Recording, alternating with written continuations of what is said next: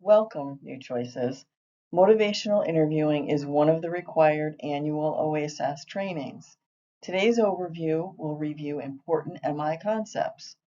Recently, I completed a 2.5-day training of MI trainers. Once I am fully approved, I will be able to provide anyone who is interested a full 12-hour training that will come with KSAT credits. I will keep everyone updated on the progress regarding this opportunity. MI is a particular way of talking with people about change and growth that can strengthen their commitment, their own motivation to change and grow. So for those of you who know me, I've been in the field a long time. I'm Laura Combs, the Executive Director here at New Choices, and I took my first MI training a really long time ago. I don't know about you, but when I first heard the term MI, I thought, great, this is an evidence-based strategy that will help me motivate people to change. Turns out I was half right. MI is an evidence-based way of being or strategy or tool, but it is not a method to get people to do what you believe is best for them. It is not you telling the participant what to do, and it is not you motivating the participant.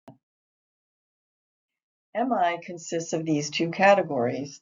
The first is known as the MI consistent approach, and that is what we will be focusing on today.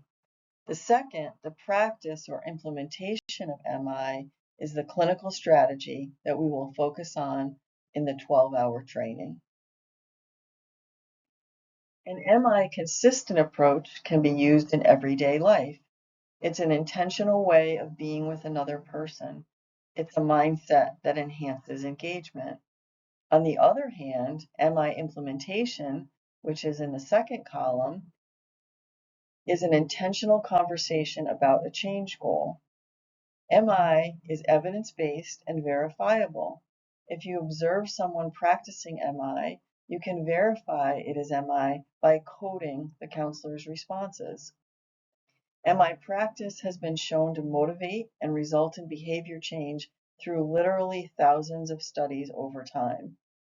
It is important to note that you cannot implement MI practice without first having an MI consistent approach.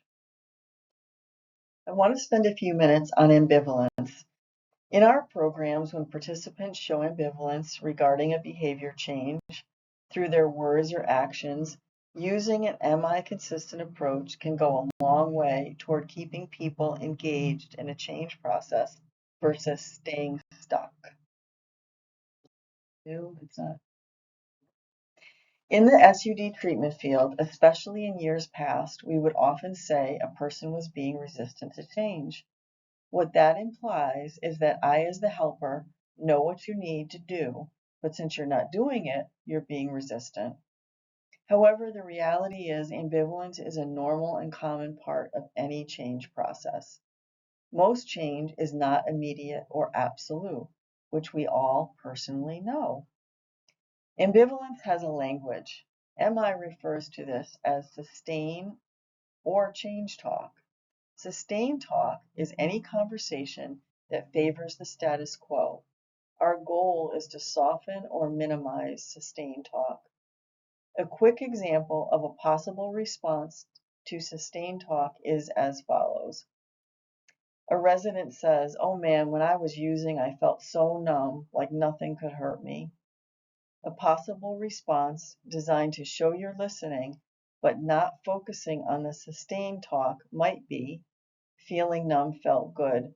Can you tell me about how it was when you came off of that high?" This response acknowledges the sustained talk, but does not focus on it and attempts to move the person toward change talk. The second part of the language of ambivalence is change talk. This is any talk that is focused on a possible behavior change. Specifically focusing on listening for sustain and change talk is the first step in getting ready to implement MI. You can train your ears to better identify these two different but expected and important messages from our participants. You can demonstrate and use an MI consistent approach or MI spirit in your everyday life. An example that many of us can relate to might be you're at a family event and one of your family members voices a strong opinion that differs from yours. You feel the tension rising in yourself. To respond with the MI spirit, instead of saying that what they said was ridiculous, and here are all the reasons why, you might say something like, "You really feel strongly about this." In many cases, the person will then tell you more about why they feel strongly, which gives you more understanding and perhaps the chance to say things like, "While we may disagree on things, I value that you share your thinking with me and even value more that we stay connected despite our different ways of thinking." The MI spirit includes a sense of partnership, acceptance, compassion, and empowerment. If you are acting with an MI spirit, you are working with your participants as a team. You work to understand them without judgment. You demonstrate that you want them to achieve their goals and dreams and that you see their strengths. In the past, too often people thought MI is using oars. It's an important tool for both the spirit and the practice of MI, but it is not in and of itself MI. Just as we discussed ear training to identify, sustain, and change talk, each of us can work on our implementation of oars in our everyday life and in our work with participants. If you are asking a question to better understand, ask an open question so the person has a good opening to share more information. Affirm people for their actions and efforts. It must be genuine and ring true for the person. It is not empty praise.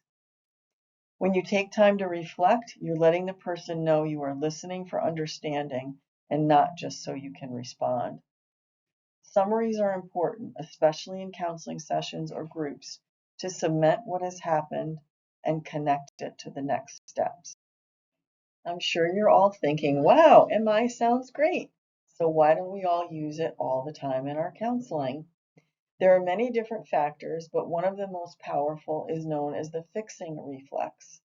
If you are working in the SUD treatment field, you most likely got into this work to help people change their SU behaviors. Many of us carry even more fear of the potential harms our participants face due to the toxicity of the drug supply. This desire to prevent or correct harm can trigger our fixing reflex.